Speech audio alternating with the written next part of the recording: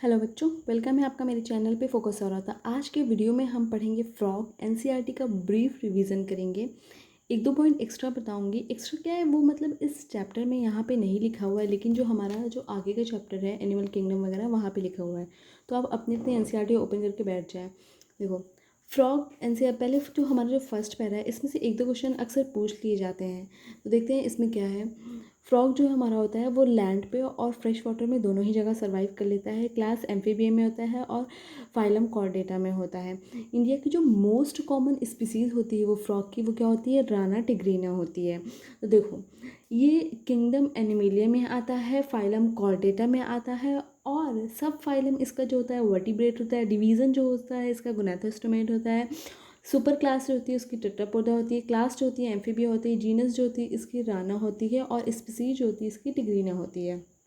I hope इतना समझ में आ गया होगा, बहुत ईजी सा है। आगे का देखते हैं।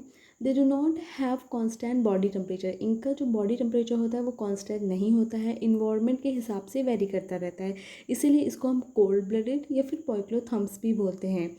अगर आप लोगों ने नोटिस किया होगा, फ्रॉग जो होता है ग्रास में या फिर ड्राई लैंड पे अपने कलर को चेंज कर लेता है, मतलब कि इसके अंदर केमोफ्लेग प्रॉपर्टी होती है। इस प्रोसेस की वजह से ये खुद को एनिमी से प्रोटेक्ट कर सकता है। मतलब प्रोटेक्टिव कलरेशन जो इसके अंदर होता है इसको हम क्या बोलते हैं, मिमिक्री बोलते हैं। और अगर आप लोगों ने देखा होगा, फ्रॉग जो होते हैं जब बहुत ज़्यादा गर्मी होती है और फिर जब बहुत ज़्यादा ठंडी होती है तो हमें फ्रॉग देखने के लिए नहीं मिलता है। मतलब जब बहुत ज़्यादा गर्मी होती है फ्रॉग जो होता है वो समर स्लीप में चला जाता है, और जब बहुत ज़्यादा ठंडी होती है फ्रॉग जो है वो विंटर स्लीप में चला जाता है। समर स्लीप का मतलब होता है एस्टिवेशन और विंटर स्लीप का मतलब होता है हाइबरनेशन। तो ये जो एस्टिवेशन और हाइबरनेशन है इसको आप याद रखिएगा, क्योंकि ये नीट में पूछ लिया जाता है। आगे देखते हैं मॉर्फोलॉजी फ्रॉग की। आई होप इतना समझ में आ गया होगा, बहुत ही ईजी सा है। मॉर्फोलॉजी में क्या दिया हुआ है, इनकी जो स्किन होती है फ्रॉग की वो मॉइस्ट होती है, स्लिपरी होती है, क्योंकि उस पर ना म्यूकस प्रेजेंट होता है। तो जो स्किन होती है ना वो मॉइस्ट कंडीशन को मेंटेन करके रखती है। फ्रॉग का जो डॉर्सल साइड होता है ना वो ऑलिव ग्रीन कलर का होता है और उस पर इरेगुलर स्पॉट्स होते हैं। डॉर्सल और वेंट्रल तो पता ही होगा। जैसे ये फ्रॉग है तो इसका ये जो ऊपरी वाला हिस्सा है ना ये डॉर्सल है। अभी इसको हम उल्टा कर देंगे तो ये क्या हो जाएगा, वेंट्रल साइड हो जाएगा। तो अब आप डॉर्सल साइड देखेंगे तो ये ऑलिव ग्रीन कलर का है और इस पर कुछ इरेगुलर स्पॉट्स हैं। लेकिन अगर हम इसको हम घुमा देंगे, अभी तो हम घुमा नहीं सकते हैं क्योंकि बुक में है। आप अगर कभी फ्रॉक को टच करके देखे होंगे, उसको उल्टा करके देखे होंगे, तो वो ना pale yellow, uniformly pale yellow colour का होता है। ठीक है, आई होप इतना समझ में आ गया होगा। फ्रॉग जो होता है वो कभी भी वाटर ड्रिंक नहीं करता है, वो हमेशा अपने स्किन के थ्रू एब्जॉर्ब करता है। फ्रॉग की जो बॉडी होती है वो नेक और हेड में डिवाइड होती है। नेक सॉरी सॉरी नेक, ट्रंक और हेड में डिवाइड होती है, और नेक और टेल एब्सेंट होती है। आई एम सॉरी, फ्रॉग की जो बॉडी होती है वो ट्रंक और हेड में डिवाइड होती है, और नेक और टेल जो होते हैं फ्रॉग में वो एब्सेंट होते हैं। अब फ्रॉग का जो माउथ होता है आप उसके अब ऊपर देखेंगे तो वहाँ पे पेयर ऑफ नॉस्ट्रल्स प्रेजेंट होती हैं।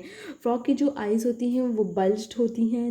बल्ज मतलब कि फ्रॉग की जो आई होती है ना निकली हुई होती हैं, वो बाहर के देखो, ये देखें आप एनसीईआरटी में दिख रहा होगा, बल्ज है, बाहर की तरफ निकली हुई है, मतलब ये क्या है, बल्ज है। और इस पर ना एक ट्रांसपेरेंट शीट प्रेजेंट होती है, एक ट्रांसपेरेंट लेयर स्किन प्रेजेंट होती है, जिसको हम कहते हैं क्या, निक्टेटिंग मेम्ब्रेन। ये जो निक्टेटिंग मेम्ब्रेन है ना, फ्रॉग जब वाटर में रहता है तो इसको वाटर से प्रोटेक्ट करती है। आई होप इतना समझ में आ गया होगा। और फ्रॉग की आइज़ के साइड आप देखेंगे तो मेम्ब्रियोनस टिम्पैनम प्रेजेंट होता है, जो कि साउंड सिग्नल को रिसीव करने में हेल्प करता है। फ्रॉग में फोर लिम्ब होता है, हाइंड लिम्ब होता है।